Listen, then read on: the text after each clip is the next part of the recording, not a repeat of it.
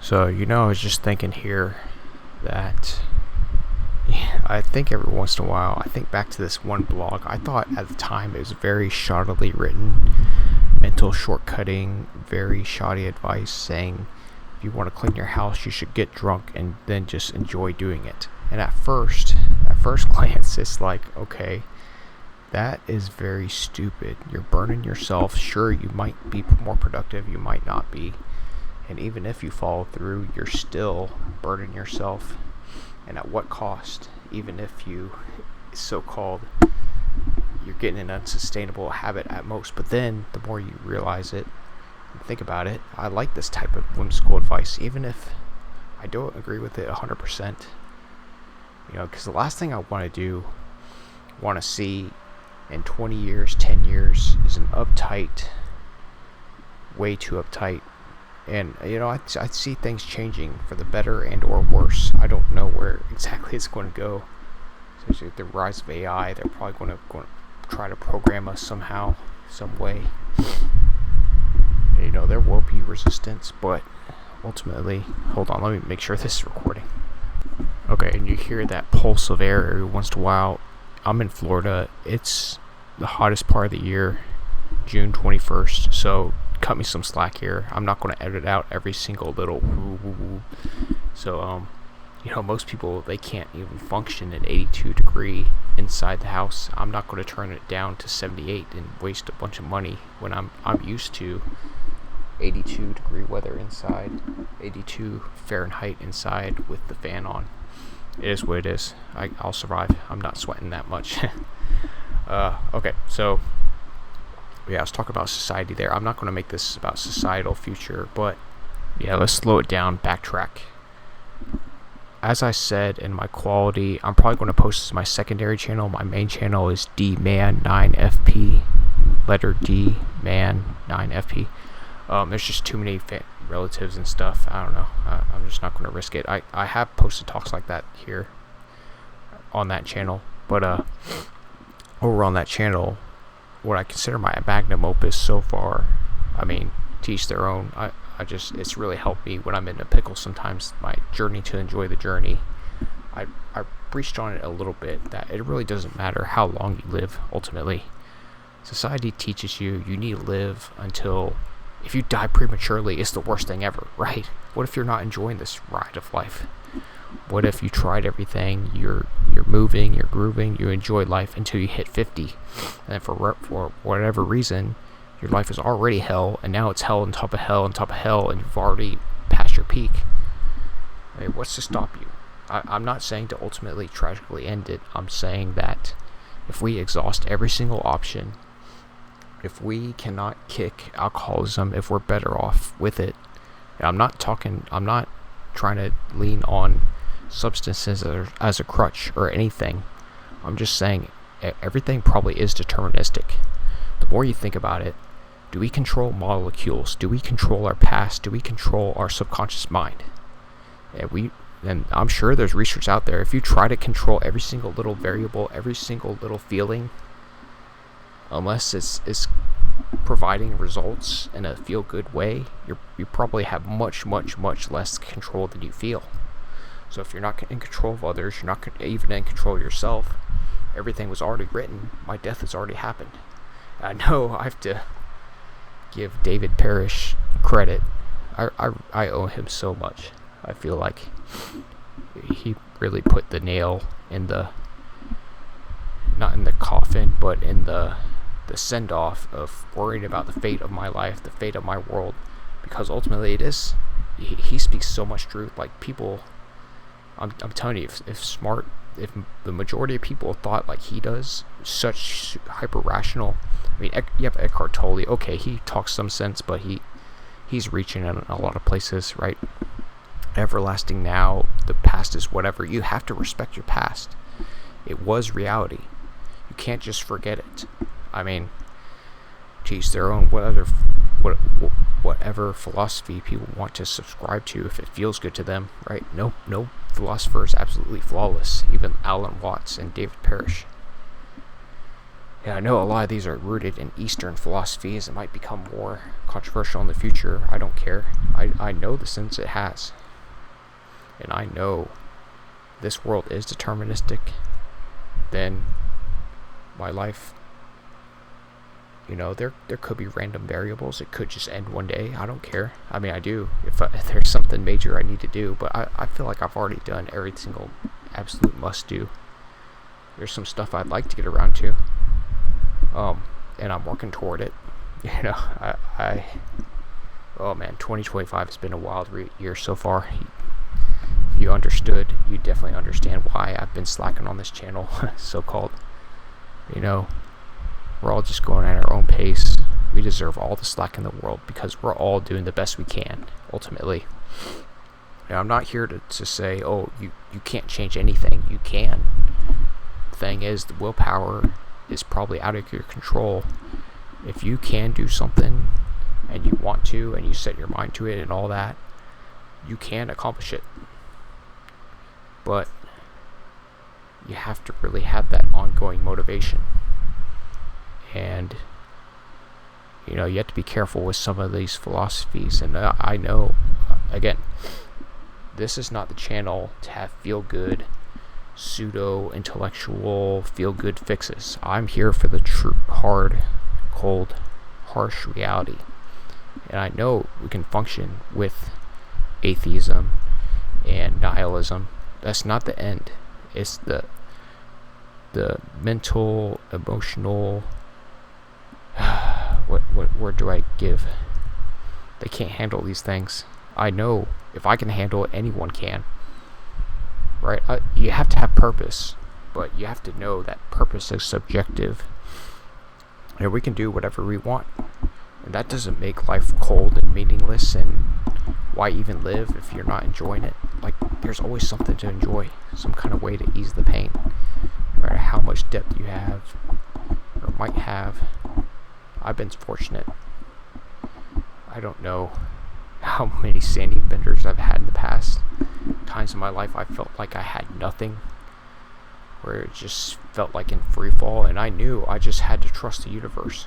I mean, it's so easy to say in retrospect, oh yeah, I knew it'd turn around eventually. But literally, like in 2019, 2022, I don't know even what I was holding on to, besides just knowing that if I just stick my foot in the door, just try at something, pretend to be fine, something will stick eventually. And even then, that might not be enough one day for my life, for most people's lives. We can do everything right and still lose everything. That's all the more reason to be grateful for what we have. And okay, but I need to get this back more on the intended topic. I mean, I don't have to, but I feel like I probably should, because I'm not just speaking random thoughts. I'm trying to stick to something. But yeah, definitely challenge anything I say, any messages. But I'm telling you, these talks I've given in the past, the rivers and cyclicity of life, journey to enjoy the journey, and instability of instability, are not one-offs. I'm sure some people have probably listened to them and say, oh yeah, this seems good in theory. He's probably just having a face. No, they still ring as true as ever. The main points of those being that there's really nothing, no concrete meaning of life. We just do what we can do what we feel like we should do. And in recent years, I've really realized that it's hard to just sit down and just share all of it. It's when people say stupid stuff online, like, my life is so bad, I must have done something in a former life to deserve to have BPD, to have so many fluctuations, depression, etc. I'm so unlucky, I'm so sad, why even live? And then I come around and say, no, it is cold, it is harsh, but yeah, that's just part of the universe. And if you want to turn it around, you probably will. I mean, I said it more. I'm not just going to read off what I said, but yeah, ultimately, it really doesn't matter. If you want to leave life, okay, then leave. I know I could have. People will get over it eventually. But at the same time, that frees you up. If you don't have anybody to turn to, nobody expecting you to come home at a certain time, you're not working to pay off certain this or that. Some people feel like they have to have a pet to survive. something to live for. But I feel like it's just a nature's trick. As with having crushes, why are you putting so many people on pedestals that probably don't even care about you? Or you become something, and then you're literally just pedestalizing somebody and just making extra income just to appease them and convince them, and they probably didn't even like you in the first place. I mean, I know I've had people in the past that care about me, that have fantasized, but I feel like they're more in love with the idea of what I could be or what I was versus who I actually was. And I've had sanity benders, certain episodes where, why does nobody love the true me? Why is, after all these years, I was a quiet kid, didn't even think about me. Why do I get random messages? I mean, that's the norm for men, though. Women are kind of the opposite. They always get messages. They always get attention. Men and women are on completely different realities a lot of the time. And I feel like society doesn't address that enough. I'm not going to make that about this talk. I'm going to talk more about the importance of sanity and not taking life seriously. Sanity, safety, and not taking it too seriously. But if you are going to take anything seriously, it's your own sanity. Because without it, you're nothing. I definitely know that. I have learned that, unfortunately. Not too harshly, but I've definitely, through fluctuating, through so many lessons I've had to learn, that if there's one thing, if it costs your peace, it's too expensive. Right. Alright. Ooh, I was afraid there. I got a random call on a Saturday asking about my dental. Like, why don't they call on weekdays anymore? I don't know. They're probably short-staffed or something. Sounded like a new guy. But anyways, yeah, why do I always include random details I definitely won't remember? I did it on the journey to the joy journey. Anyways, so, yeah, you know, distancing, that didn't mess with my rhythm too much. But I feel like I have to address, okay, if your purpose feels like you should have kids, you should reproduce, you should bring up the next generation, so-called, like, okay, that's good. If you know what you're doing, you put in the right care and stuff, you know the risks of the future, probable societal collapse. I mean, I don't mean to bring that up, but it is necessary. It is going to happen. I don't know if it's going to be 100 years, 5 years, 500 years. What we're doing is unsustainable, and unsustainable systems collapse eventually. I mean, we could turn it around, but for how greedy it is, for how exploitative, right? Even just the aquifer, let alone plastic pollution, biodiversity loss. Biodiversity loss is just as bad as climate change, if not worse, right? Because there will be increasingly more diseases, and we need to turn to nature. We need nature, but we're killing it out by being so short-sighted. Anyways, it's all doomed. And I've been beyond it, right? Not even nice, remote, wild rivers in Florida are safe forever. They'll be affected by climate change, water withdrawals, droughts, floods, etc., etc. They already are. They have been. Nowhere is pristine really in life, and it is in the world. And all the more reason, you know, people are more interconnected than ever. They're starting to realize everything either thrives or everything is in decline. There's no escaping it. So we are interconnected. And, you know, it's all the more reason. Like, why are we fighting each other online so much? Just because it's in our programming? Because our natural systems that evolved in a more primitive time are tribal. We get offended when somebody disagrees with us. Like, who cares what the hell they care about these bands or this TV show? Who cares if they disagree with us? It makes life more interesting. Damn it. And overall, I know what I consider myself is not bounded to myself. If I write my autobiography, which I feel like I'm in no way, shape, or form ready to do, because my life is not over.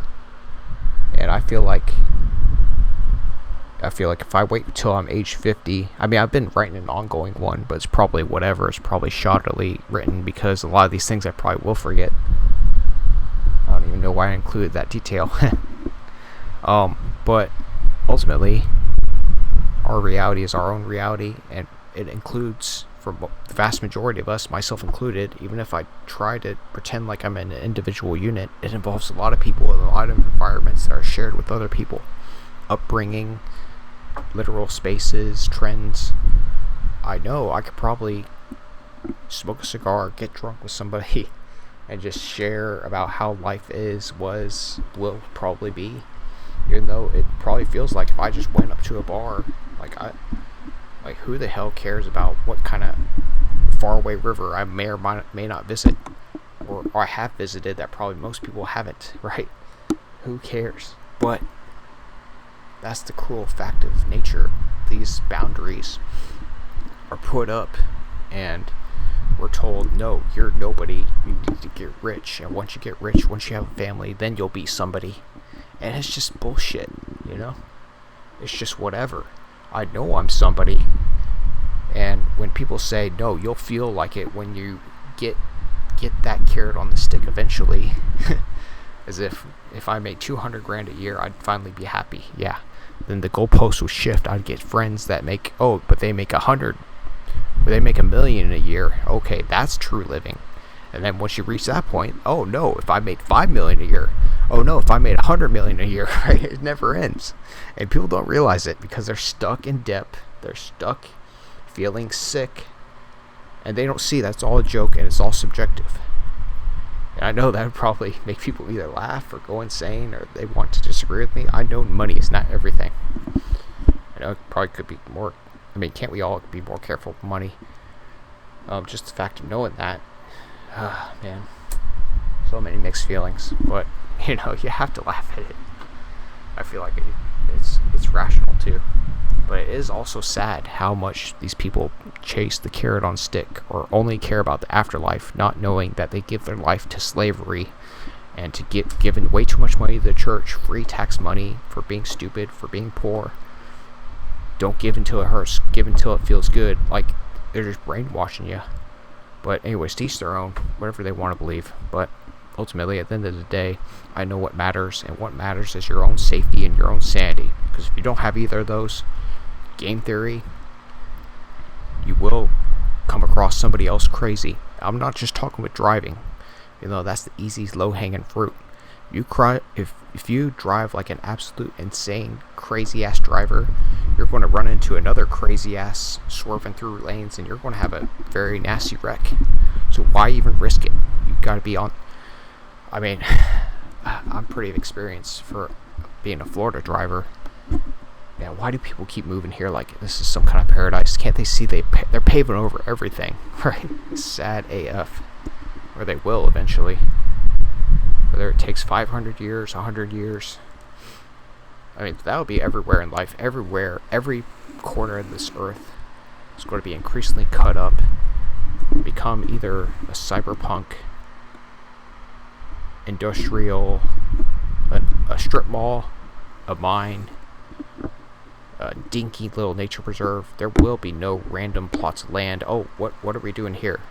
Florida is the exception, I guess, because it's easier, because it's so flat.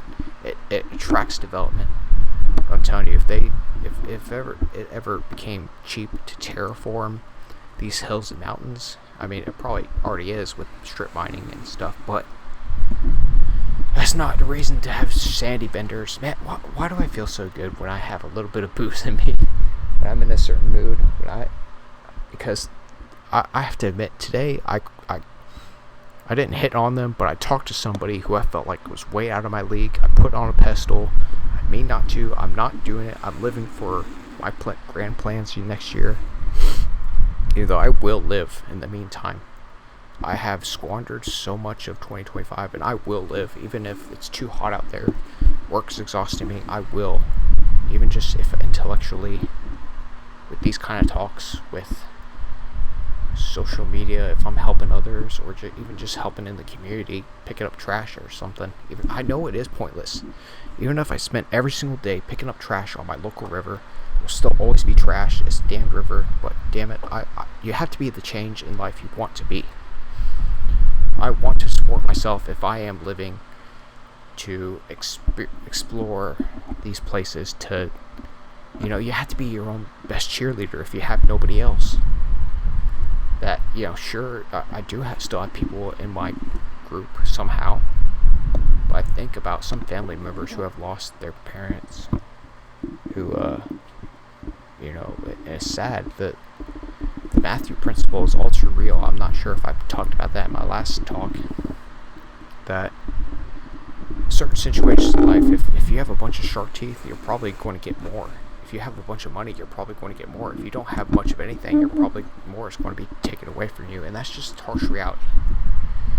And I've been kind of straddling between the two in certain aspects of life, which I think is why I've been through so many fluctuations in life. And I don't, it's so easy to say I regret believing in happily ever afters that clearly do not exist. But I was a millennial. I was part of one of the most emotionally led on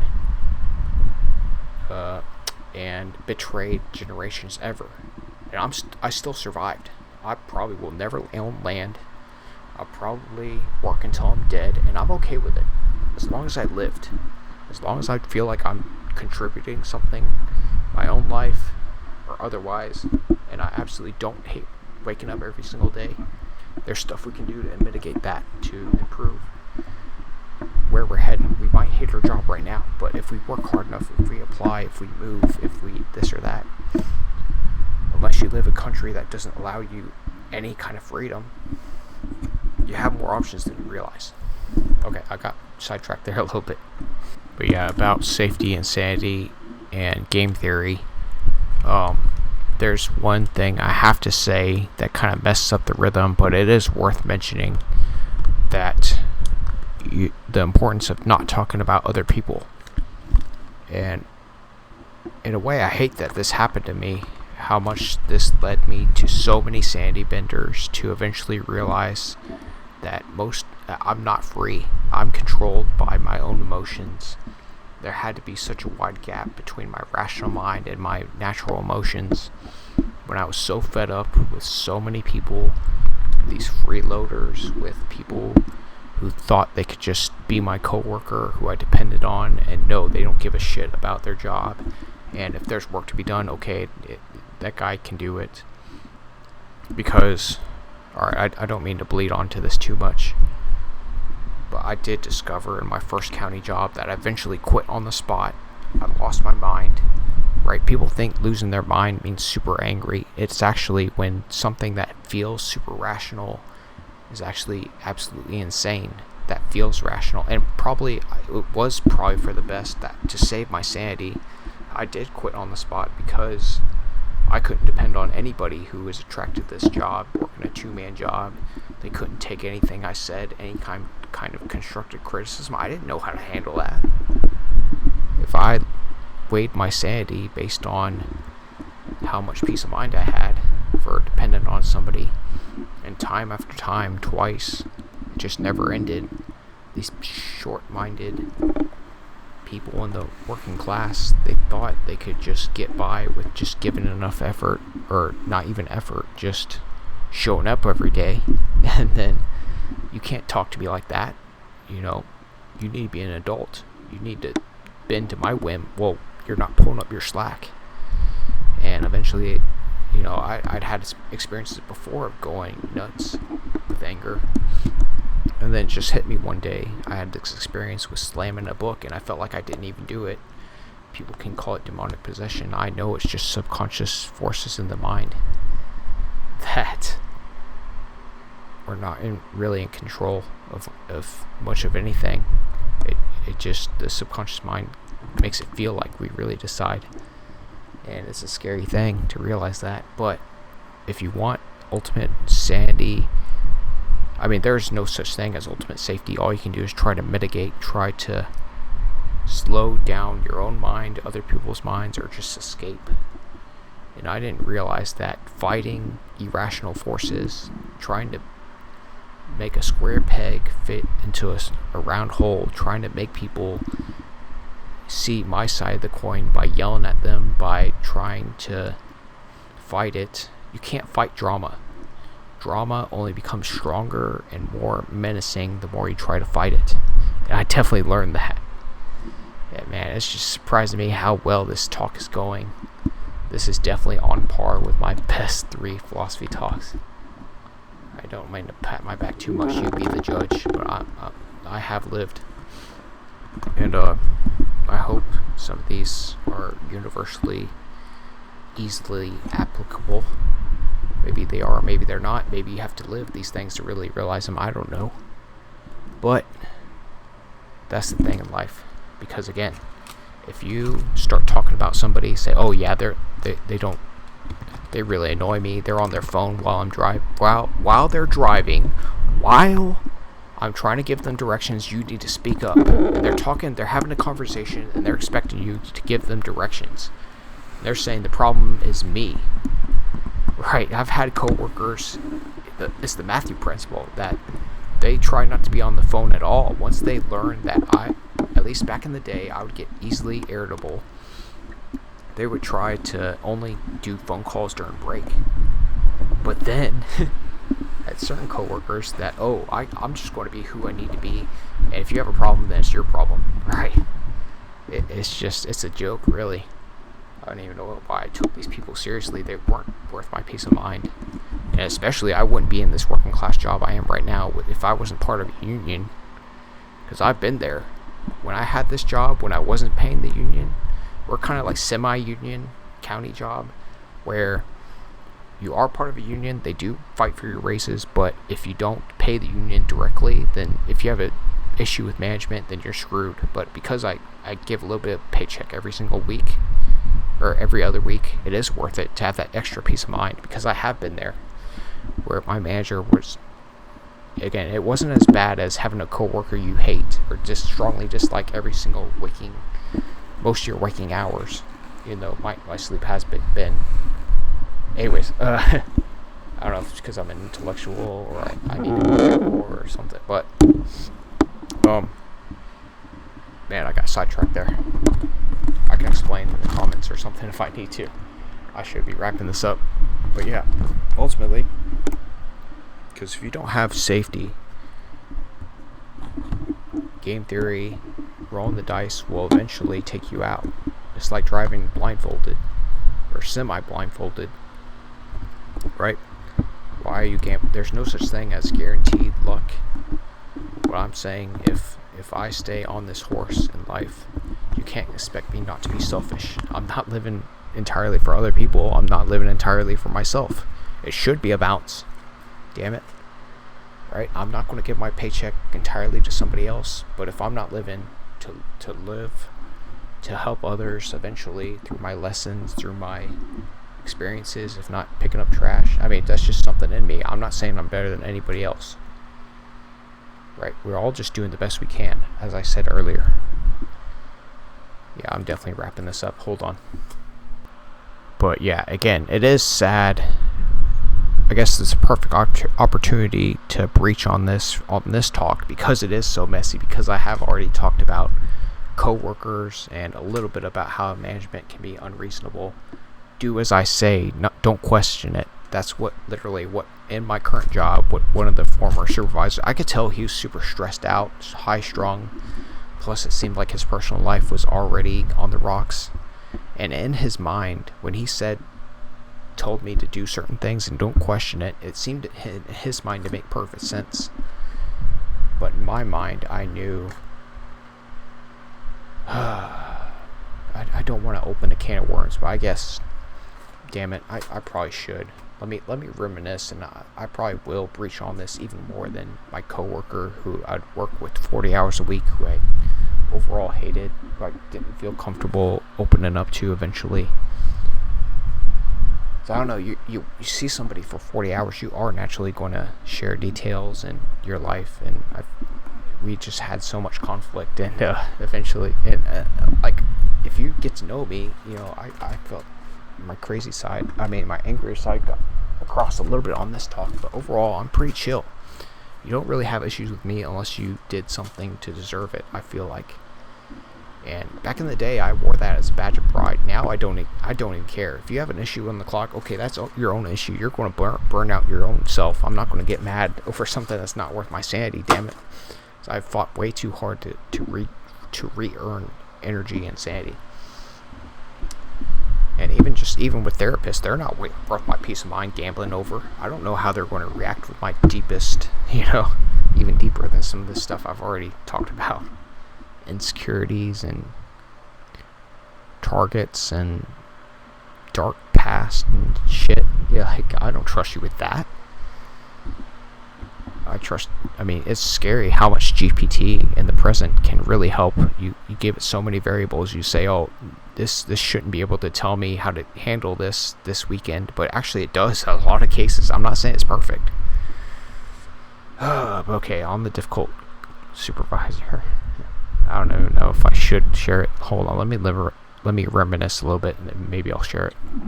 Okay, but first I'm going to share about earlier saying I feel compelled to give back, and others should too. Like, it's all just subjective. If you want to just live selfishly, do that. If you want to live entirely like Peter Singer is the greatest philosopher ever, and you need to spend every single cent on charity, okay, that's your opinion. I feel like it's overly folly to follow that to a T. I feel like there's a balance. That there are things bigger than yourself, and you do get... Hey, but we all have empathetic sensitivities. Are different, selfish, and I feel like I'm better off alone because I am so volatile. Among other things, I cannot trust it that much anymore, though there is beauty and vulnerability, I guess, but I feel like overall it's just folly. They can always change if other people can change them. In 2012, my longest relationship ever lasted like 3 or 4 months, which for me, that's like a long time for a real relationship where anything can happen. And eventually, even though young people are stupid, this is like on the cusp of adulthood, or right after that. Somehow she was posting on Facebook, oh, I cheated on my friends with my boyfriend. Like, what? If anything, you're hanging out with your friends way more than me. Like, it didn't make any sense. And then it hit me that somebody so cool, so trusting can be misled. Anyways, that's just Western people in general, I guess, or everybody's fallible to something. I don't even know if I would trust myself being into... I know there are some baselines about me. I might not be physically active my whole life. Super duper. I like to learn. I like nature. I like the real world way more than fantasy fictions. I know it's much deeper. The real world is much crazier, but to each their own. This world is hell. I've made a whole playlist. If I get a terminal this or that, it's just as much a blessing as it is a curse. To each their own. It depends on your goalpost. If you die prematurely, in your opinion, otherwise, like, what is a natural death versus an unnatural or premature death? You die from what you die from, and it's all deterministic, and it's going to happen when it happens. It's already happened because it's all deterministic, right? Why fret the inevitable? Anyways, okay, that's probably it. If just going on a rant here, because to show myself how lucky I have it nowadays, going through those past motions and knowing that I just need to focus on safety, sanity more than my productivity. I'm probably fortunate. I know there's certain jobs that just demand more time, more productivity, especially in America, and it's unfair. But I'm saying, even if you're making the big bucks, it's not worth it the vast majority of the time. And in my job, it shocks me how much people either leave the job because they assume they need more money, or they hit something with their truck or something. Like, nothing. Without safety and sanity, you're nothing. And it seems to be a dying art, a lost art, of not realizing the most important thing is that you have your safety and sanity, whether you're driving or just interacting with people or otherwise. And alright, to share that supervisor, again, trigger warnings, etc. This might seem unbelievable, as with trying to tell a coworker directions while they're on the phone and they're blaming me for not being assertive enough, and then they do complain when I'm assertive enough, saying, why are you so angry, etc. So I'd taken a day off. I felt like I had to get away, and I just hiked way too much. I walked like 7 miles, which is 7.5 miles, which was at the time and still is way more than I'm accustomed to. and I was so exhausted. And when you have BPD tendencies, I don't know if I officially have it.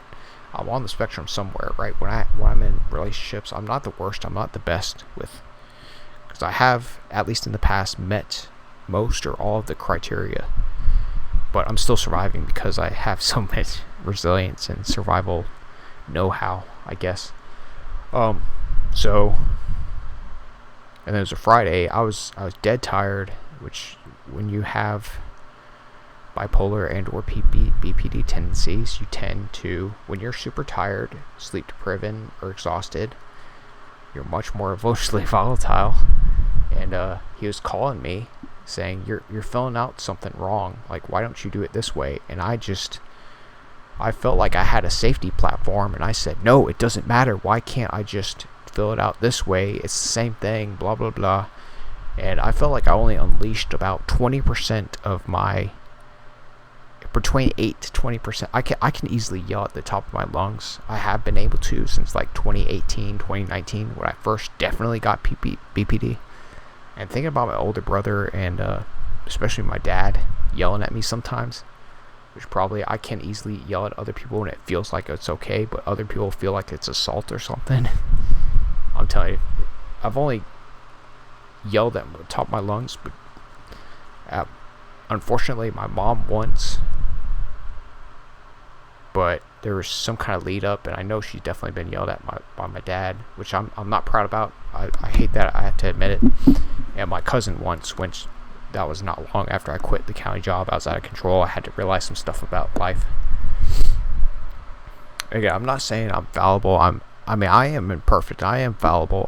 I can repeat trends of the past if I'm not careful, which leads me back into harping on the supervisor, because a lot of these people, I unleash like 20% of my total frustration, not much higher than my current frustration, but because it's directed toward them, because they're not used to being yelled at, they feel like they shouldn't be criticized because they're an adult. Talk to me like an adult. And then basically he called me back to the office, which I tried to ask him, like, what is this about? Why are you calling me to come back to the office immediately? I didn't get fired, don't worry about that.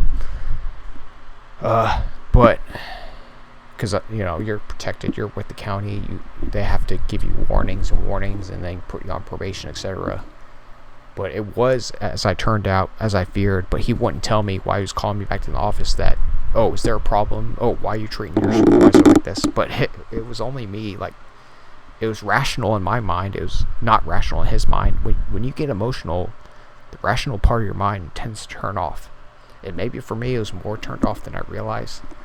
I was a little bit more unhinged, but I know I wasn't screaming at the top of my lungs, yelling at the top of my lungs, which I can easily do, even when I don't feel upset, right?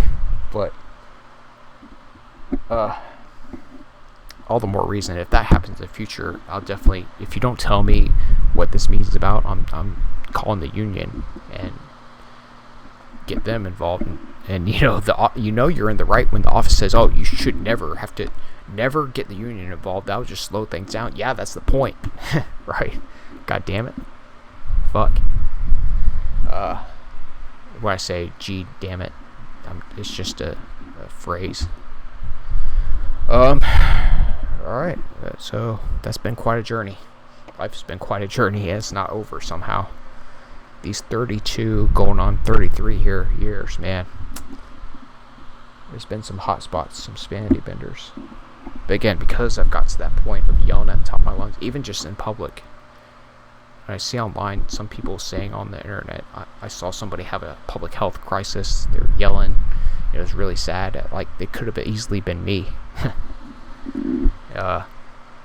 But I know I'm not alone. When I hear online, like, how do you react to some homeless person yelling and stuff, I know it probably happens daily. Probably wasn't me, but I know if it's happened to me, it can happen to anybody. And it is sad. Schools failed me, preparing me for a full-time job, preparing me for not telling me that other people have never been yelled at, that will go nuts as much, if not more than me, because they're not as emotionally resilient. I'm not saying that makes them weak, that just makes them different. Right? Because I've yelled at some people barely I mean, even more than the so-called harsh criticism as, and then they react like, oh yeah, I deserve that. And then some people, you barely, again, 10 to 20% of your total frustration, they're just, oh my goodness, they act like they're emotionally scarred for life. That's just life, man. Just nothing is worth. You just have to stick to the facts ultimately. That's what ultimately boils down to. I'm glad I have a union. I'm not saying unions are always the answer, but sometimes they can help. Sometimes they are just a waste of money. That's not the point of this talk. The point of this talk is this life's your own, and do with it what you will, as you can, when you can. Nothing's guaranteed in life. Why not just live for now?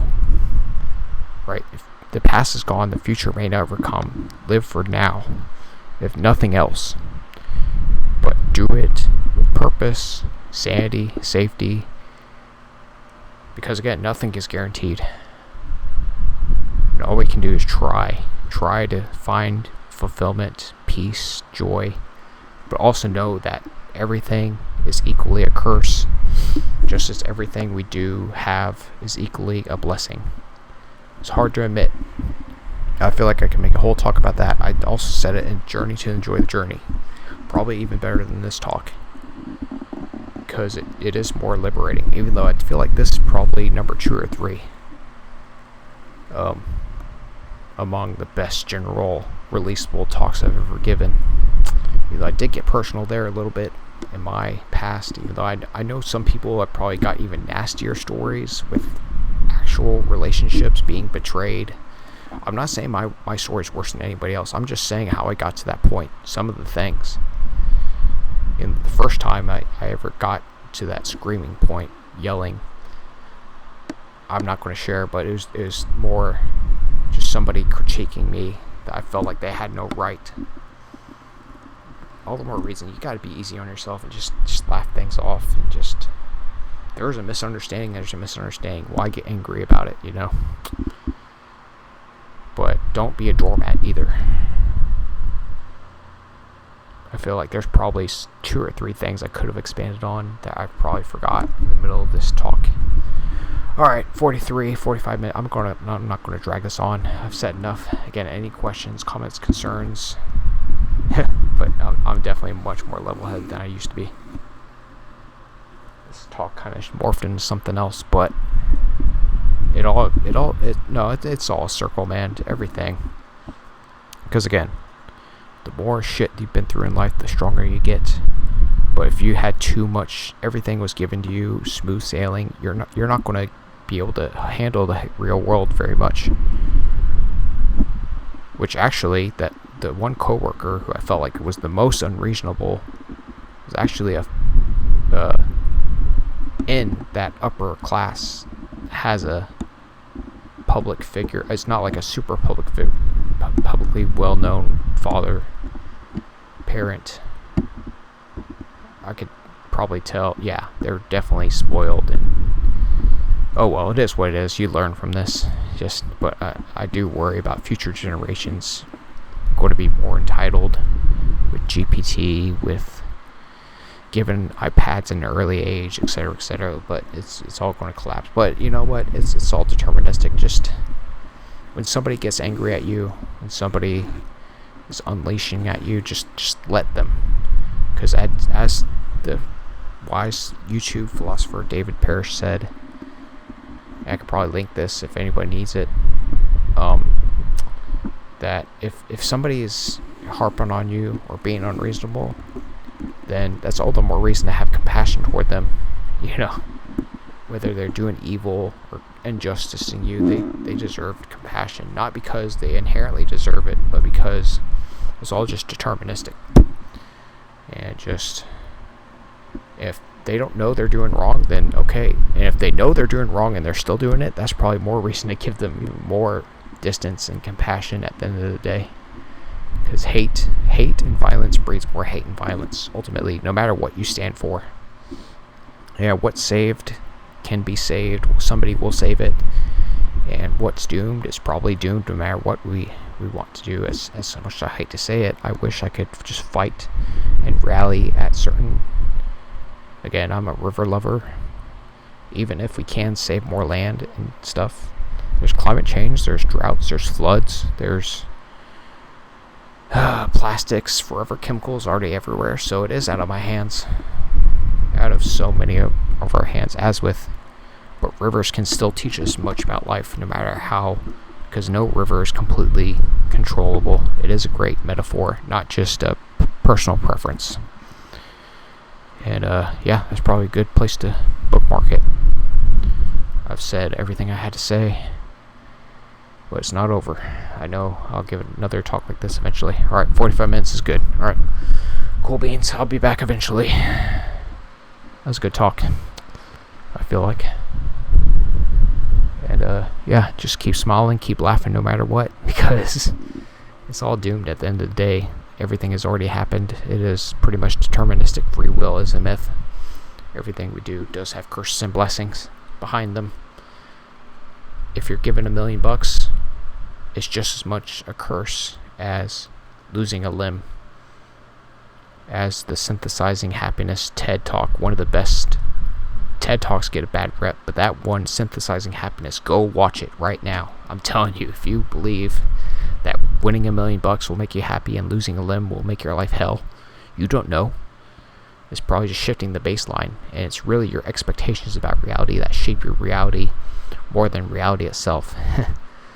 Oh yeah, definitely lower your expectations and just keep smiling, keep living the life you're destined to live. That's all you can do, is deal with the hand you're dealt. Do with it what you will.